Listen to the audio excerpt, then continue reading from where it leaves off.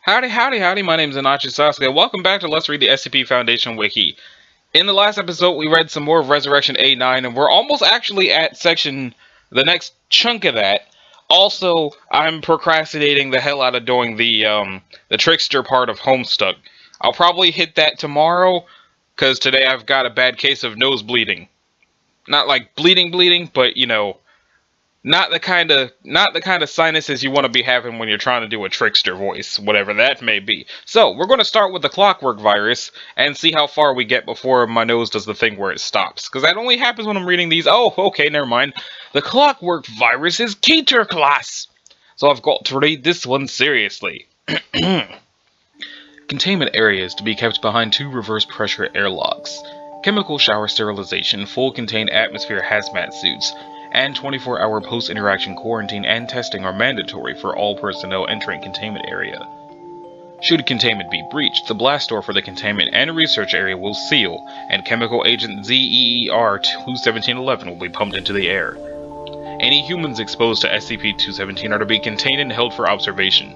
Any items touched by those affected by SCP-217 must be sterilized.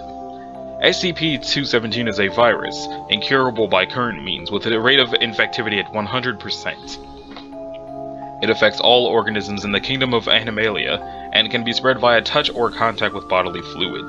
SCP-217 is very hardy and can survive for years outside the host body. The progress of the infection is very slow, with some subjects going several years before manifesting any symptoms.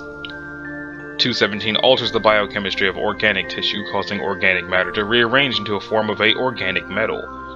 The processes involved with this change are not yet fully understood, but the advanced stages are well documented. A subject will begin to turn into a complex arrangement of gears and clockwork, these taking over the former biological functions.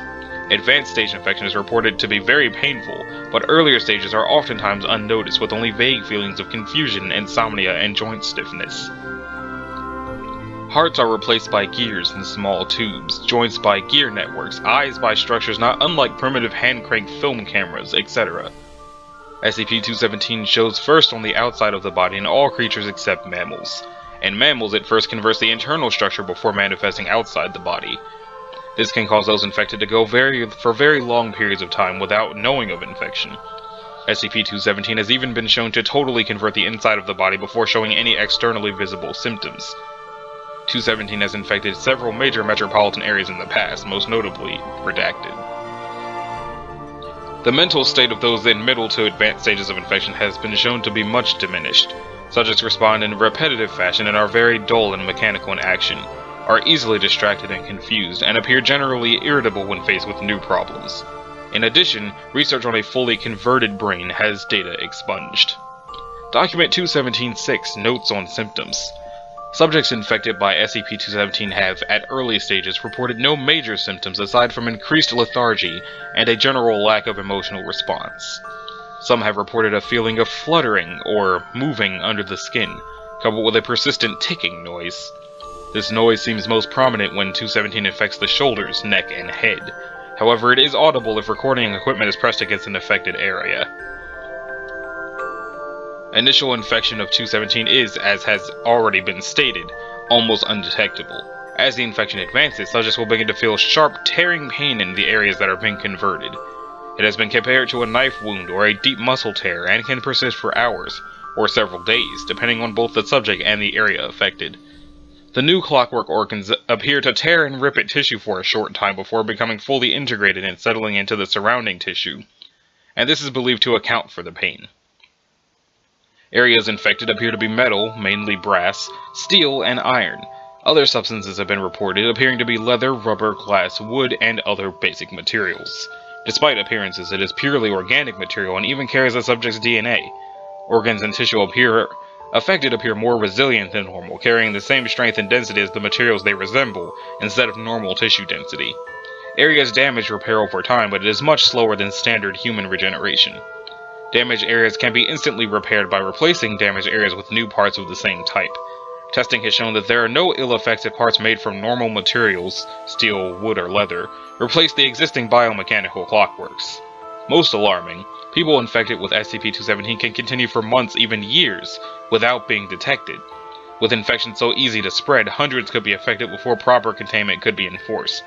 Infection appears to spread most quickly in large offices, malls, or other large concentrations of people. Note: anything or anyone suspected or confirmed to be infected with 217 is not to be allowed near SCP-882. Addendum: at this time, cross-experimentation between 229 and 217 is allowed only with O5 approval. So, I wonder what 229 is. 229 is wireweed. But for now, it's time for the lamprey mass organism, which is Euclid. SCP-218 is contained within a standard aquatic specimen tank. Saltwater. Tank maintenance is to be carried out by remote drone only. What kind of remote drone can go into saltwater? No further procedures are required. Okay. 218 is a predatory colonial organism weighing approximately 1,800 kilograms, which is some amount of pounds. Let's see how many pounds that is. Because, as always, I am the stupid Americano. It is 3,968 pounds, .321. Blast off!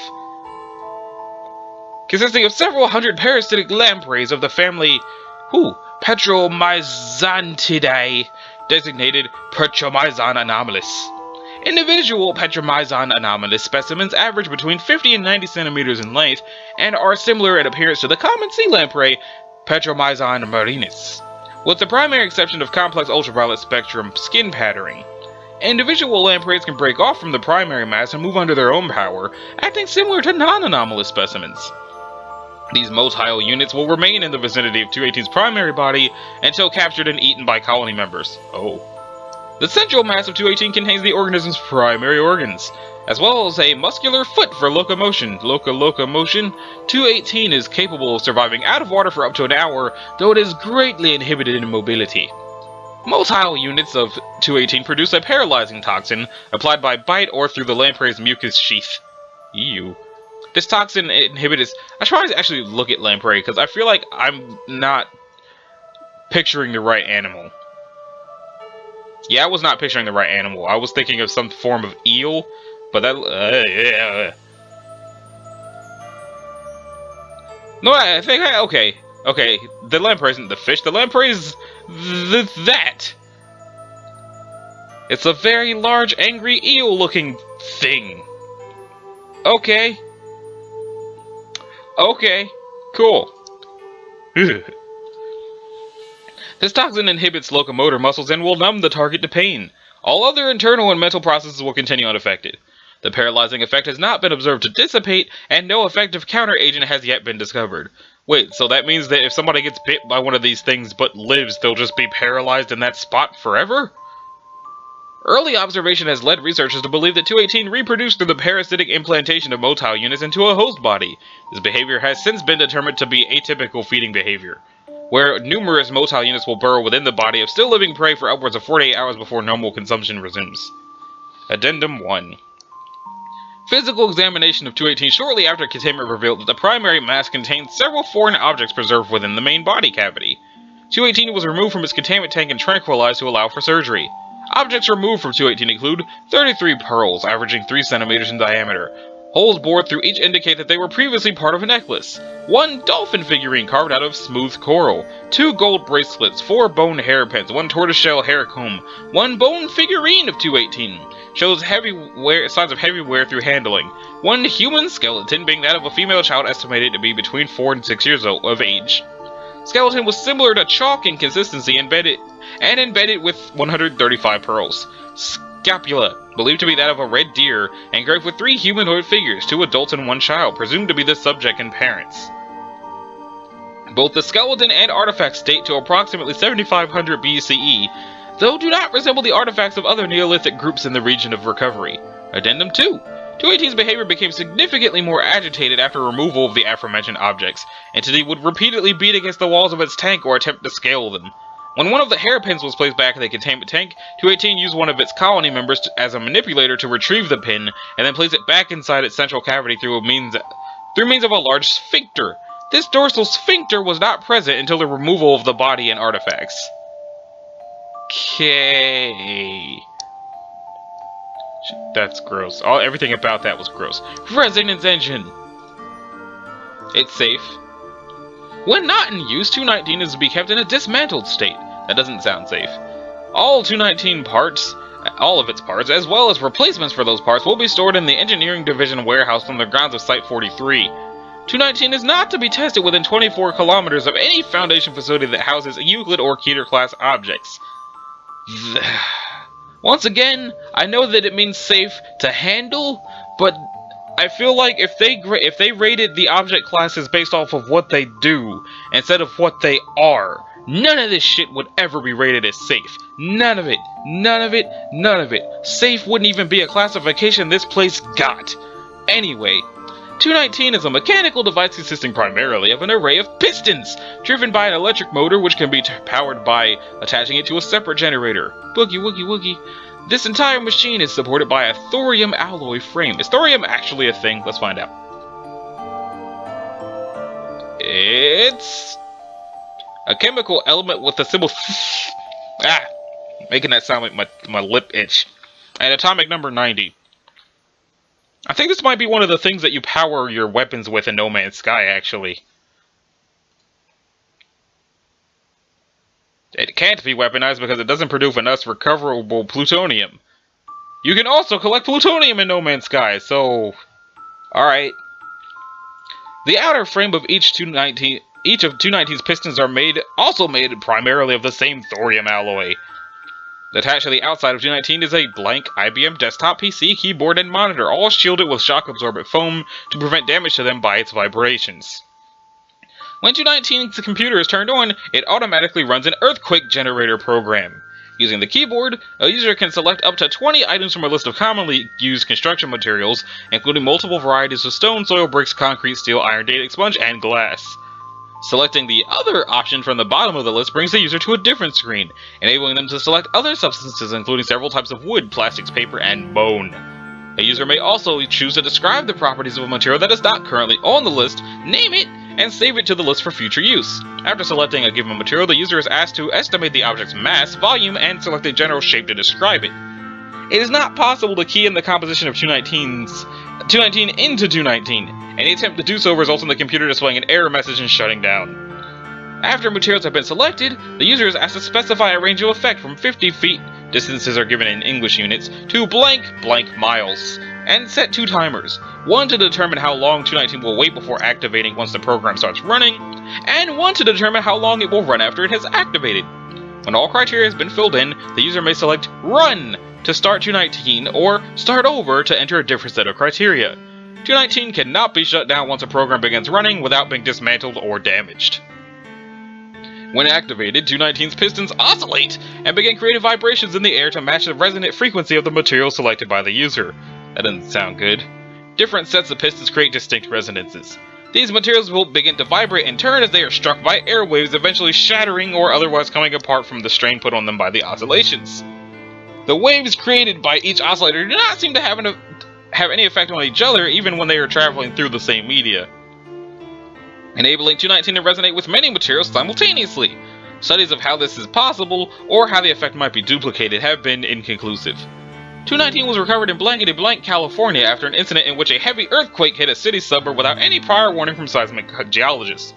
Eyewitness reports gathered from survivors indicated the seismic disturbance had effects similar to that of a quake registering at 8.8 on the Richter scale, over a space of only 20 kilometers. Examination of the surrounding area showed far more subtle structural damage than should be possible for a quake of any magnitude, and the bodies of multiple people who died of internal cranial trauma, including several cases where the entire skull had apparently exploded. Foundation agents found 219 in the rubble of a collapsed house along with Blank, who was later found dead of a gunshot wound to the head in a hotel in Boulder, Colorado. Included with the remains of the packaging was a diagram of a large funnel-shaped object attached to a complex of tubes to 219, and instructions for how this resonance focuser was intended to be used. Its intended purpose, according to these instructions, was to channel the resonance waves generated by 219 on a much more linear trajectory, increasing the range of the machine in a single direction by blank 100%. The instructions suggest several applications for this attachment, including a makeshift offensive wave cannon, a tunnel carving device, and a resonant annihilator function created by turning the focuser downwards and keying the composition of the Earth's core into 219. The search for this missing attachment is still ongoing. That is, towards the ground and parallel to the direction of the Earth's gravitational pull. Addendum. For those wishing to use 219 for demolition purposes, note that 219 will work most effectively if it is on level, solid ground.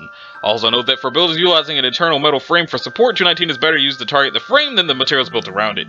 If 219 is still out running but the vibrations appear to have stopped, disconnect the power supply check to see if the oscillators have ground away the surface beneath themselves. They may not work properly if the ground the machine is set on is also shaking.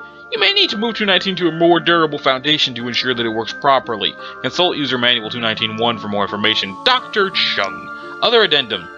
Despite the obvious similarities to Nikola Tesla's earthquake machine, see SCP blanketed blank blank, 219 clearly must have been built at least blank years after Tesla's data expunged. Given what we know about data expunged, it is most likely that whoever built 219 simply took Tesla's designs and expanded on them. Dr. Chung. Thomas Edison? Sure, alright, yeah, Thomas Edison. Let's go. Next up is Two's Company. Which is safe? I doubt it.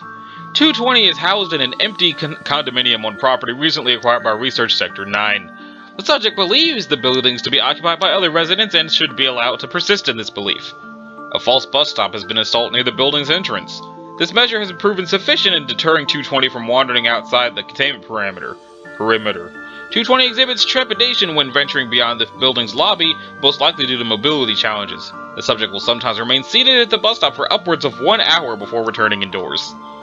220's room has been provided with a telephone connected to an automated recording surface, ostensibly a courtesy of the residents. Dietary, medical, and recreational needs are to be ascertained from these recordings and several live video feeds. New requests should be submitted to Dr. Hart for approval or denial. In light of Incident 220P, only D-Class subjects are approved for in-person contact with 220 and should be immediately quarantined after testing in accordance with Sector 9's Type 2 contagion procedure. Okay. SCP-220 is a multiracial, English-speaking human male aged 76 as of May 15, 2012. 220 presents behaviors symptomatic of dissociative identity disorder, alternately referring to himself and behaving as one of two distinct identities. It is uncertain whether 220 is affected by a psychological disorder or is deliberately playing the role of two persons. 220's public and private behavior, the identity of Ormond Garibaldi alternates with that of Ali something, a name which corresponds with the subject's birth certificate. Any individual who interacts with 220 in person will be fully convinced that these identities are two separate persons. Two variations of the phenomena have been observed. 220 presents as Ali or Ormond, and refers to the other persona as a friend or relative. Sorry, we're trying to keep that in. In this case, even when they have been previously informed of 220's condition, test subjects unhesitatingly accept 220's statements as fact. Unhesitatingly. 220 presents as Ali or Ormond and switches identities during the course of the conversation. The differences between these two persons are not drastic, but recordings demonstrate that the switch is always accompanied by a marked change in posture, tone of voice, and rhythm of speech and personality. Nevertheless, 220's conversation partner will not perceive a change, but react as if one individual has left the room and a second entered in their place. In rare cases, test subjects will behave as if they are conversing with both Ali and Ormond at the same time. Oh hey, there's the incident. Despite the anomalous nature of these conversations, test subjects never exhibit fear or distress during or when asked to recall time spent with 220. The effects of 220 are irreversible regardless of whether an individual is informed of 220's nature before and or after the in-person test. Within 4 to 6 hours of contact with 220, affected individuals will begin to display signs of slight disorientation, forgetting their purpose in entering a room or the subject of a conversation. This disorientation gives way to a permanent state of identity confusion. Affected individuals will begin to perceive every person they come into contact with as two distinct individuals. The afflicted will address a single person either as if they were speaking to two people at once, or alternating between two distinct conversations. The majority of affected subjects perceive one of these illusory identities as a close friend or relative, regardless of appearances or whether their conversational partner is a stranger or acquaintance. Let's see now. Individuals who observe 220 via audio or audiovisual recordings demonstrate no anomalous effects, provided that these recordings do not take the form of a two-way conversation with 220. Now, what was this incident? Okay. Excerpt from the notes of Dr. Hart. The secondary effects of contact with SCP-220 were discovered accidentally during psychiatric evaluation of Disposable Dude 7905 by Dr. Palermo. 24 hours had elapsed since 7905's exposure to 220, the affected individual's confusion and disorientation had increased to the point of several times referring to Dr. Palermo as his father. 30 minutes into the interview, recordings indicate that Dr. Palermo also began to display signs of confusion and disorientation, alternately addressing the interviewee as 7905 and his son. The effects of 220 were determined to be highly contagious, spread via in-person contact, including eye contact, with no accompanying verbalizations. 5 individuals were subsequently quarantined, D-class subjects were terminated. Dr. Palermo's condition has deteriorated from identity confusion to a state resembling advanced Alzheimer's disease. The contagiousness of these symptoms have been proven to increase with their severity. Dang. On January 26, 2012, 220 sustained serious bruising after a fall. Disposable Dude 9120, under pretense of being one of the building's residents, was instructed to assess the subject's injuries. 220's emotional distress was observed to exacerbate in its anomalous effect on D9120, who became rapidly disoriented, forgetting her objective. Disposable Dude 9002 was instructed to retrieve them from the containment site and was indisposed by these symptoms at a notably slower rate. They were both subsequently quarantined and remotely euthanized. Remotely? The following is a complete list of requests made by 220 via phone. Granted requests and meals are supplied, while 220 is occupied with the daily ritual of walking 5 times around the building's lobby. Denied requests are communicated by a note of apology from the condominium's manager, citing the item's unavailability. So, Sherlock Holmes. Granted. Slippers. Granted. Coffee press, grinder, and beans. Denied. Safety. Kettle. Granted. A request that the manager posts his open invitation to a chess tournament for other guests to see. Denied. Best postponed until the busy season. Request made by, while identifying as Ollie. Picture of his wife. Denied. Records indicate that Ollie Blank was never married. Granted, with permission of Dr. Hart. Assistant researcher ever supplied a photograph of her deceased grandmother. Tylenol PM. Granted. Dosage limited to 2 tablets. Address book. Granted. Call to be put through to granddaughter. Denied. No record of family. Bicycle. Denied. Bird watching. Granted. Binoculars. Granted. A chess set. Granted. Okay then. He kind of sounds like that guy from the Pixar shorts. Compulsion tweezers. Well, they're safe. 221 is to be kept in a locked container where it cannot be removed except for further testing by security clearance level 2 personnel. The container is a 15.25 cm by 15.25 cm steel box with a cushioned interior with an internal locking system. The container is to be placed in a locked room with a guard to ensure that 221 is not taken. Description: 221 is a pair of tweezers made out of gold, made in the 16th or 17th century. After subject testing, it was noted that the After subject testing it, After subject testing, it was noted. It's supposed to be after subject 2 testing? It was noted that the damaged areas which had been used to gather material samples were smaller than they had been prior to the test. It is currently theorized that 221 uses the minute amounts of gold in the human body to regenerate damage to itself. There's gold in the human body? Subject testing revealed that 221 creates a highly focused case of obsessive-compulsive disorder to any person which uses it on their own body. Subjects will utilize 221 to slowly remove any and all hair from their body before removing finger and toenails as well as teeth, culminating with the removal of organs, both the external, such as the eyes and skin, and the internal, such as the liver and pancreas, using their hands if 221 is not effective, though 221 will never be set aside during this process and remains gripped in one of the subject's hands.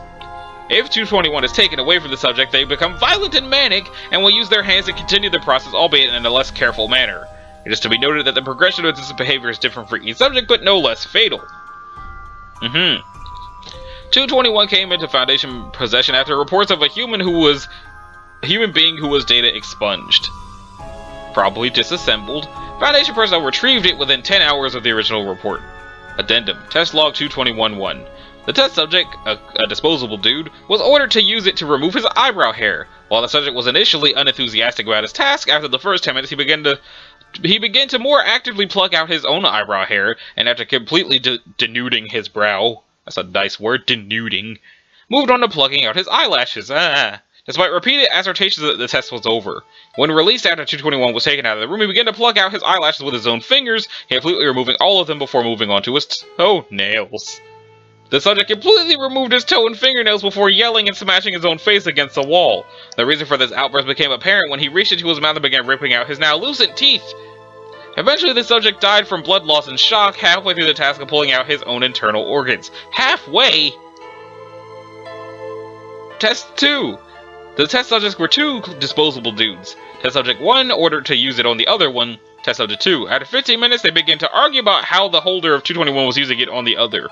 Test subject began to fight for the use of it. Test subject 1 used it to stab the other one through the eye, piercing into the brain, immediately killing him. How big are these tweezers? Subject 1 began to use 221 to remove his own eyelashes, continuing to his teeth and eyes. He died of blood loss after removing 73% of the skin on his body. Who figured out that percentage of skin? Who wrote this? Why are there gold tweezers that make people rip themselves apart? OCD does not make you rip yourself apart. If I had OCD and I clipped my thumbnail and it was crooked, I would fix it, not rip off my freaking skin. Ugh. 222 clone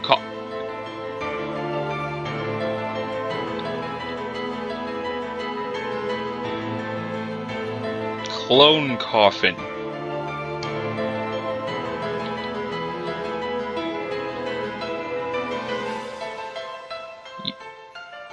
This document is not for use by personnel below clearance level 3.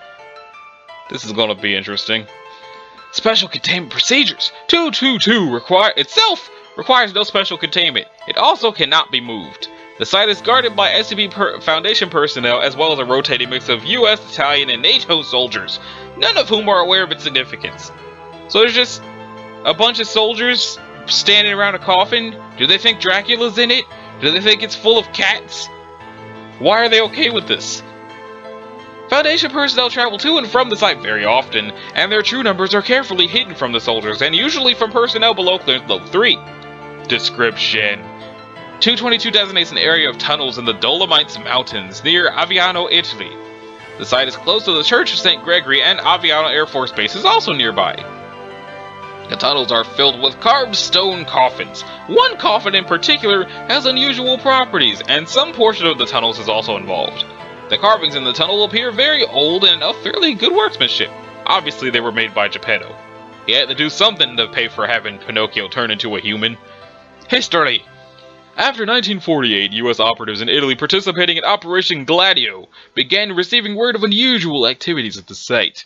In 1954, Aviano Air Base was turned over to NATO.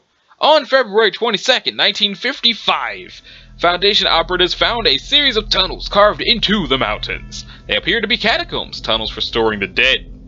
Archaeological research into their construction has yielded contradictory results. See SCP-222-7 through 9. If they're even here. Are they here?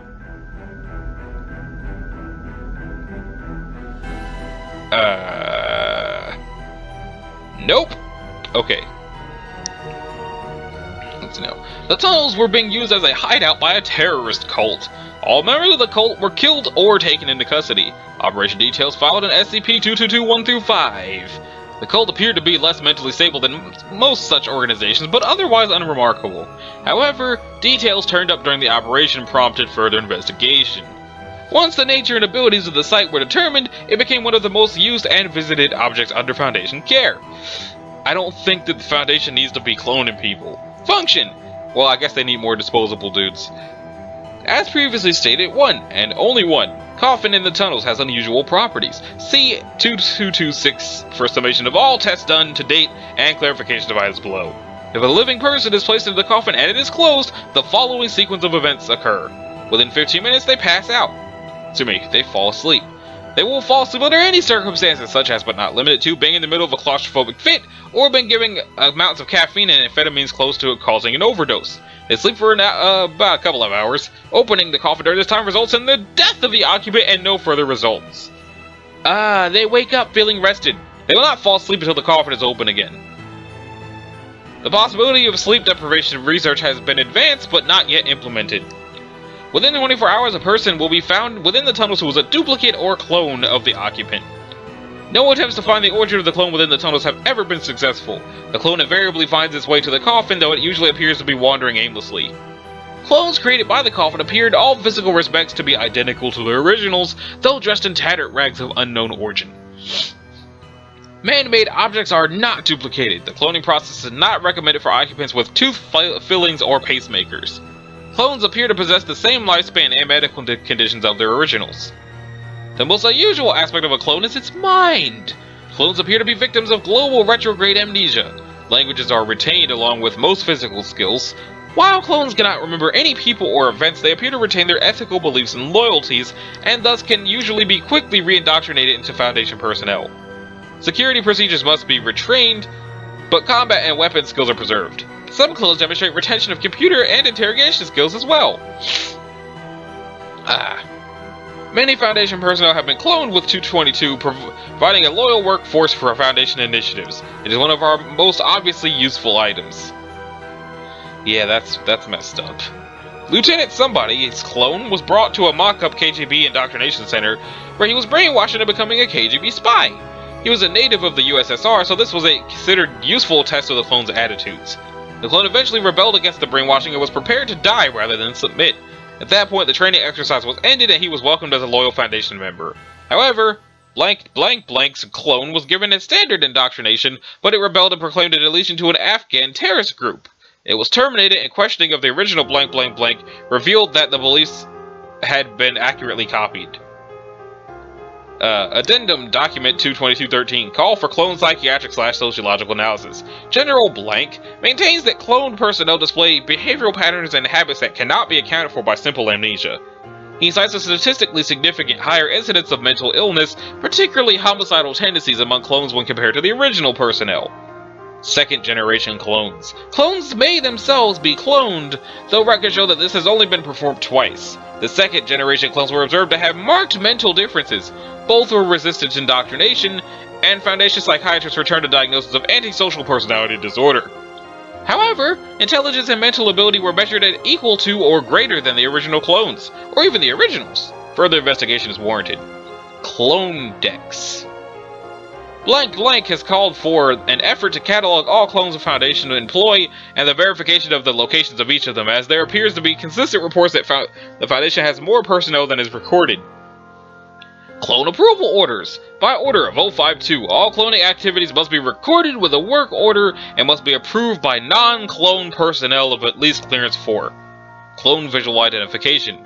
As a result of the nearly successful Site Blank takeover attempt by the clone of General Blank, wherein data expunged, all current and future clones are to be tattooed on the forehead and back of both hands with a simple C. This should negate the possibility of a clone impersonating its original for nefarious purposes. What's up next? A photo album is up next, but I think I'm going to have to stop here because, like I said, for whatever reason, whenever I'm reading the SCP Foundation Wiki, about half an hour and I stop being able to breathe through my nose. So, I'm going to call this episode here. I don't know what number episode this is, but this has been Anashi Sasuke. This was Let's Read the SCP Foundation Wiki. In the next episode, we're going to do that last chunk of the first section of Resurrection A9. So, if you liked it, a like and a subscribe would be groovy. If you didn't, you'll need to do either one of those things, and I will see y'all in the next one. Later!